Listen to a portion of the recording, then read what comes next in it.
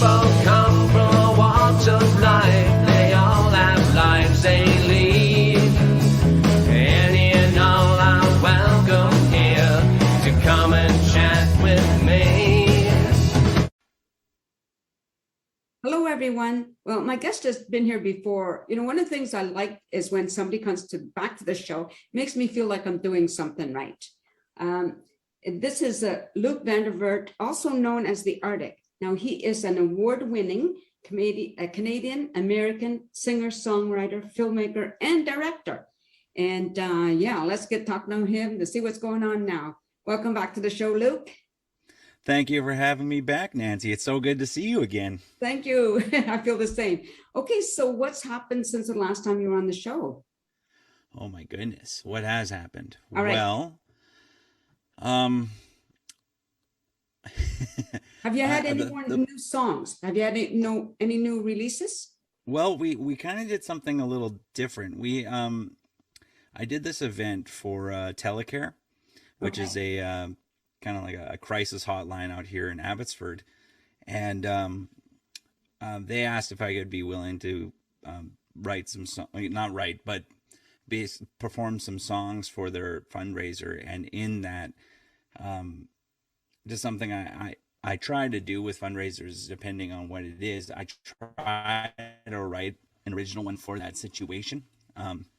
Just as not only as a songwriting exercise for me, but yeah, I don't know, like especially with something like that, it felt pretty important and it really resonated with me. So I wrote a song with my dear friend Dylan Tate, who's from the band Brothers out in Chilliwack, and we wrote a song called Limbo, kind of just about what it would be like calling a friend on the phone who's,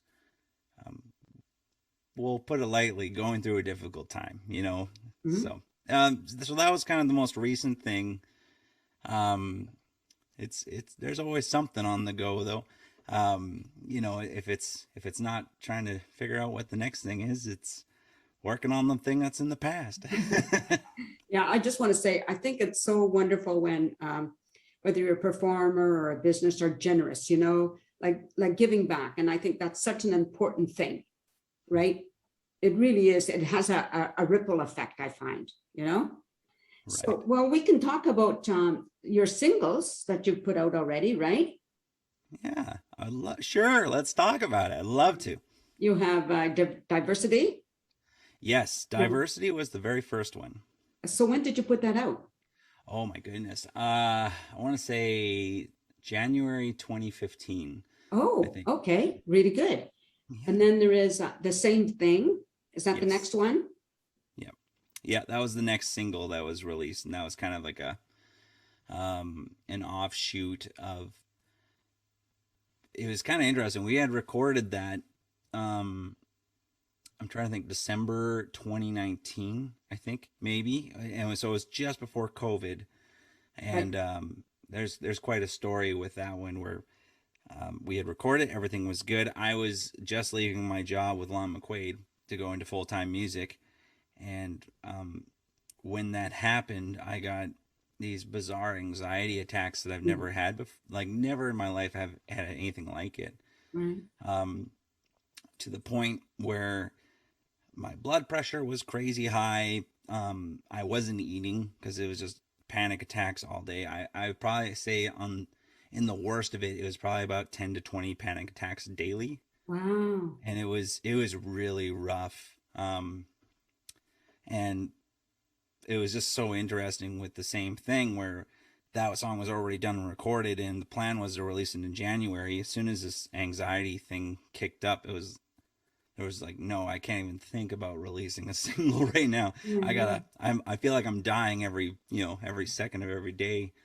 I need to focus on that. So it was really strange after some recovery and some kind of choices to help minimize the damage that was kind of being happened to, you know. Yeah. I went back, I should probably release a song. And it was interesting because that was when COVID was really starting to get ramped up. And I listened to the lyrics that I wrote, and it was like, this song has completely changed meaning for me. Ah, You know, before it was kind of like this very psalmic oriented song that was very that, and then it was so interesting hearing the song now and being like, wow, it's so interesting when sometimes you create something but you don't realize the impact of it until after. And right. that was one of those situations for me. Even, you know, Yeah. it's you hear about artists creating a song and then they're like, someone comes out, oh, that song meant so much for me at this time, and you hear those interactions. They're great interactions, but I've never had that with myself, which was kind of maybe a narcissistic of me, but but it was It's not strange. narcissistic. I think it's just like, it's almost in a way like being forced to take a step back. Yeah, kind of. It has that kind of yeah, it was. I think having to separate myself from who I thought I was in Mhm. a moment where if you think you're, you know, dying's a great way, or like being on the verge of death is kind of like a great way to realign your priorities, you know? So in some ways it was that necessary gap for me to kind of see things in a different light Right. Yeah. and Put to a new actually, perspective on things, right? yeah. And on an artistic side, it was nice to actually go like, okay, this, you know, when you, as you grow, as we grow as people, we find that our opinions will change, our perspectives change. If we're you know, if we're growing right, we're constantly learning. And so it was really encouraging to hear a song that was written before this chaotic time till after, and going, okay, I actually still believe it, and it changed for me. So, you know, yeah, that was just really encouraging. It's Yeah, for nothing. sure. Yeah. Then after that, you came out with Revertebrate, right? Yeah, so actually it was diversity, then reverberate, Oh, and then the same thing. I see. Yeah, but yeah, it kind of gets a little confusing because the singles like all get bunched up together sometimes. Right, right. Then what is this? A 6-track EP with songs like APOA and Searchlights. Yeah, yeah, and so that would be Reverberate's project, and so I had written that um when we were in a season of transition. It was actually just before we moved out to Chilliwack. Um, Now we're back in Abbotsford, but um, and that was all produced by Ryan McAllister, who's a remarkable. He's a remarkable everything. Yeah, you know, he's a phenomenal songwriter and producer, but on top of that, he's just a remarkable person. He's Right. good people. Yeah, So no, I know we could find these songs on Spotify, but what do you look for? What is the, is that under the band's name, or how would they, people would find it? How would they find them? right. So if you're looking to hear the music, you can find it on, you know, all the platforms. You can find it on Spotify, Apple Music. You can find it on YouTube now, which is great. Um, so if you're looking, if you type in the Arctic, I should show up. But I'll probably show up after the Arctic Monkeys, but Okay. they're a little bigger than I am. Okay. But I should show up. Okay. Fingers crossed. If you can't find him, my website's probably the best way to get to it. All So right. if you just go to thearctic.co, that's where you can find my stuff Okay. and things like that. Are you still with the band? I try to be with a band as much as possible. Now, with all this Arctic stuff, I am the guy that's writing the songs and doing all that. The one thing I love about being in a band is that you have not only just a wonderful sound, but you have something that's uniquely created from Right. 4 individuals or 5 individuals, however big your band is. Right. The problem with bands, though, is if you have a set band and you're doing a gig, and if one guy can't make that gig, the whole gig doesn't happen, which is really difficult if you're, you know, if everyone's trying to make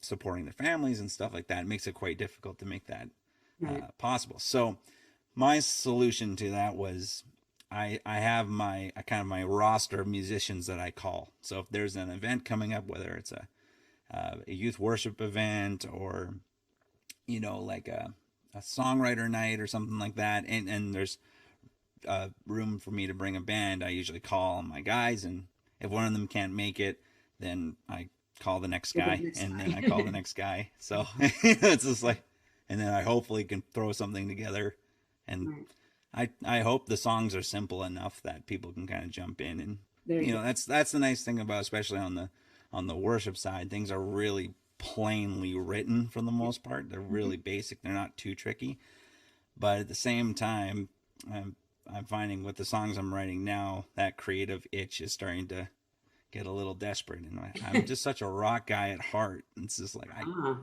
gotta have my shots, I got Yeah. Well, speaking of gigs, now I've spoken to a number of performers, and some of them have been able to start coming back slowly. Obviously, the audiences are not what they were, but they're still able to come back a little bit, and which is, I would think, like anybody who was on stage for whatever reason craves that, because that's where you excel, I think. So how's it going with you? Are you getting the gigs back? Well, kind of. There, still a tricky situation, right? Like in the church circles with how things are with COVID right now. I mean, there's some restrictions, but for the most part, it's still functionable to have at least music happening in those situations. Right. I know there is even a tricky spot. I don't know if the plexiglass is still a thing. Yes. Yeah, and I think that is a tricky thing for a lot of musicians, because it's one thing, especially if you're trying to play to a room and then you have this physical divider between, it's hard. It's hard to not feel like you're like almost like a piece of artwork in a glass container, or even like a zoo animal, Oh, printer's going off. Sorry. I have to say, for an audience member, because I've been to an event where they have that, right? That it's kind of the same on the other side. Not that you feel like somebody on display like the same way, but it's like, okay, they are unreachable now. With you behind that plexiglass, you are now unattainable, and the sound is different in a way, I think, because it must hit that plexiglass. It definitely does, and it's like you're in a box, right? And you start kind of like, how do we make this work? I really kind of feel for the musicians that are trying to make a go of it, and they have to deal with that. It's definitely not an ideal situation. At the same time, like, we're starting to see more concerts come back. I know the Midnight are going to be playing at the Commodore, right? And so I think that's booked for December. So that's a strong indication. Of course, it's even then, I think it's still have to deal with sizes, right? So Yes. I think if I remember this correctly, someone can correct me if I'm wrong, but I think you can have up to 50 people indoors. Yes, you can. Yes. Yeah. So, so for the Midnight Coming, which is one of my favorite bands, I love their stuff. They're like, ticket prices are through the roof, because it's the only way they can tour is, and still, be able to pay the bills at the end of the situation versus, charging $50 a ticket. They have to almost triple it to, just to make a go of it right now. So in Canada, it's a little rougher. I think there's some in the States that have eased it off a little bit. But we'll just kind of have to wait and see, and, hopefully, for sure. The waiting, that's the hard thing. Yeah. Are you doing any online performances? I usually will do online stuff when it comes to the fundraising side. I find the online thing is tricky, right? It's like I think it was really strong at the beginning of COVID, because it was a way to, for artists to kind of connect and meet people and stuff like that. But over time, it kind of unless you got a really good hook to pull someone in to watch, someone playing their acoustic guitar from their from their office, it's hard to keep people engaged, even if it's over a short time. Right. So we found what works best is doing like basically creating specials. And I've seen a lot of more major bands do this too, just to kind of make it more interesting. So it's all pre-recorded for the most part. There's some live elements in there, but it's like, how do we make this more interesting? How do we, whether it's incorporating story into it, or it's changing locations, or doing something kind of off the wall different. So like when we filmed Christmas at Our House for Brian Dirksen and have that happening, it's actually going to be going again this year on Mandolin. They're going to be the guys that are streaming it out. That one had like, we had performance, then indoor scene, and then performance, and then indoor scene, and then artistic kind of like backdrop scene, and then all these different layers to kind of keep movement going to it. Mm-hmm. So it's quite something, Yeah. So and there are some guys that can, and wonderful artists out there. There's some great people that can just, all they need is a guitar, Right. and they can hold your attention. And I'm amazed that people have that, storytelling or that charisma to do that. I just don't have it. Well, you have something because you're going, right? So just changing the topic a little bit. Now, obviously, you're open to performing gigs. Doesn't matter, like if somebody was having a Christmas party, even if it's like, say, an office, their annual Christmas party, or somebody's having a wedding or whatever, or a birthday party. Do you care? Do you care what it is, or is it, as long as I get to perform and get paid a little bit, it's all cool? I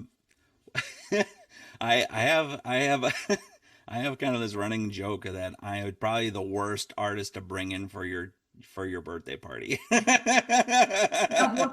Why is that? Well, I like searching for depth. I love, and I think that's why I kind of like working with churches a lot, because there's, how can we learn more? How can we, it's there's a little bit more of a space for that. Right. There's a little bit more of an opportunity to go somewhere deeper. Yes. I I find that I'm not I'm not a good time. It's horrible. So it's like, when someone has like a party, or Yeah. even there's been a couple opportunities to do weddings. Like I love doing ceremonies. I'll gladly play a song at a ceremony. Right. But when it comes to like the like the reception, I'm probably not your guy, It's Well, there you go then. Well, then now I'm not going to invite you to my 75th birthday party. Forget it. Yeah, that's fair. Yeah. 2 years, but still. Yeah. Good to know. No, I understand that. I mean, everybody has where they're most comfortable, or whatever the words you choose to use, right? So now, because we're getting close to the end of the time, I just want to know, are you currently working on any more songs? Yes, songs are underway. I don't have a time yet set, but I'm gonna be doing another project. I'm pretty adamant on doing an album, because it's about time, Yes. Yes. And I was actually just the other day, I went through my phone to start, figuring out, maybe I've had some song ideas for in the past that I've forgotten. And sure enough, I go through my phone and I had stuff from 2015 all the way up to now.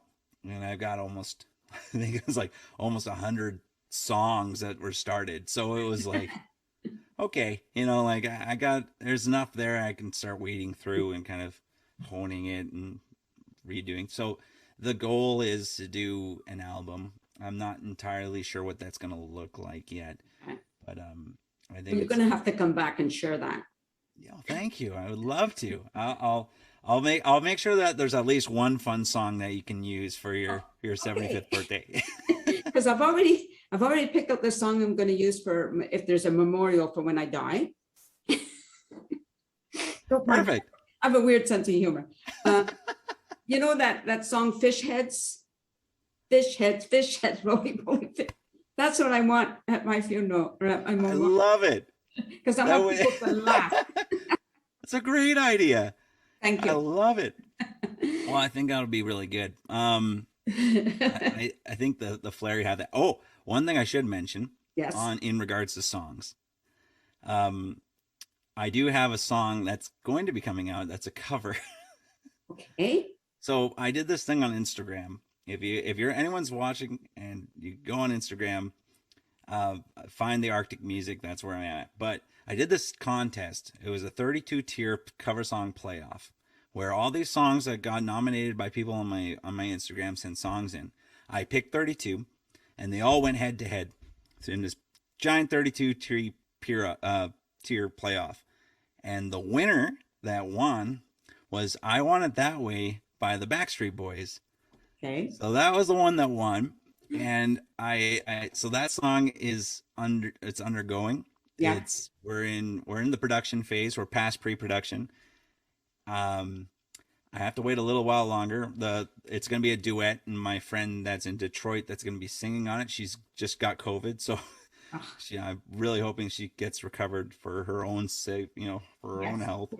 But that'll be coming in time. Right. But yes, "I Want It That Way" by the Backstreet Boys. It's gonna be something that the Arctic is doing, which I never thought would ever happen, but it's gonna happen. That's awesome. Well, thanks again, Luke. And thank you everybody for watching. And if you want to find his music, just go to thearctic.co you're on Facebook, of course. Yeah. And YouTube and Instagram. And I'll make sure I include it under your name anyway, the website. So thanks again, Luke. And thank you all for watching, and stay safe, and peace out, everybody. A sense of community, Chilliwack's a place to be. A sense of community where you're free. Rolling through the mountains, rolling through the valley, rolling through paradise with me. It's multicultural, you're sure to see it all. Chilliwack's the place to be, you'll see. Come party in the park, go dancing after dark. Chilliwack's a place to be, you'll see.